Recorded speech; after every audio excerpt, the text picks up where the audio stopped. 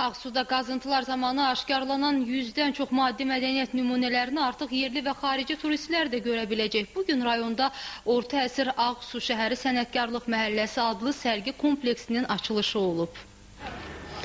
Ağsu arxeoloji ekspedisiyasının tədqiqatları nəticəsində əldə edilən maddi mədəniyyət nümunələri orta əsrlər tariximizin öyrənilməsinə yeni və dəyərli töhfələr verib. Bugün açılış edilən sərgi kompleksinin məqsədi də orta əsr sənətkarlıq nümunələrini dünya ictimaiyyətinin diqqətinə çatdırmaqdır. Bu barədə məlumat verən tarixçilər Orta Əsr Ağsu Şəhəri Sənətkarlıq Məhəlləsi sərgisinin əhəmiyyətini vurğuladılar. Azərbaycanda bizim belə abidələrimiz çoxdur və bu abidələrin hamısının da olmasa, heç olmasa ən mühümləri, elə mühüm abidələr mütləq konservasiya olmalıdır. Mütləq bizim gələcək nəsillərə çatdırmaqdan ötürü bu abidələr öyrənilməlidir ki, bunlar itib batmasın. Orta Əsr Ağsu şəhər yerində şərti olaraq 4-cü sahə adlanan ərazidə 3000 kvadrat metrlik restavrasiya işlərinə başlanıb. Əraziyə yol və işıq xətləri çəkilib. Sərgi kompleksin restavrasiya işləri dünya təcrübəsinə uyğun aparılır.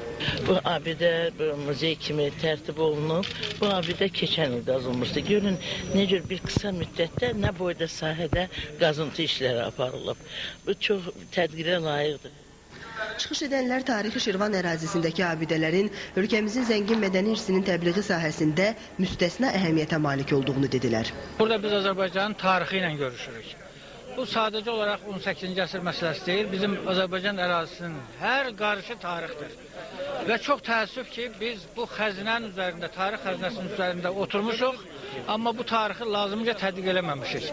Bu bir nümunədir. Burada aşkar olunan tapıntılar Azərbaycanın çox geniş beynəlxalq ticarət əlaqələrinin olduğunu sübut eləyir. Bildirildi ki, əraziyə yerli və xarici turistləri cəlb etmək məqsədi ilə Şirvan xəzinəsinə aparan yol adlı turların təşkili nəzərdə tutulur. Tədbir çərçivəsində arxeoloji turizmin inkişaf perspektivləri seminarı, Ağsu şəhəri orta əsrlərdə kitab albomunun 3-cü buraxılışı və eyni adlı filmin təqdimat mərasimi də keçirildi. Azərbaycan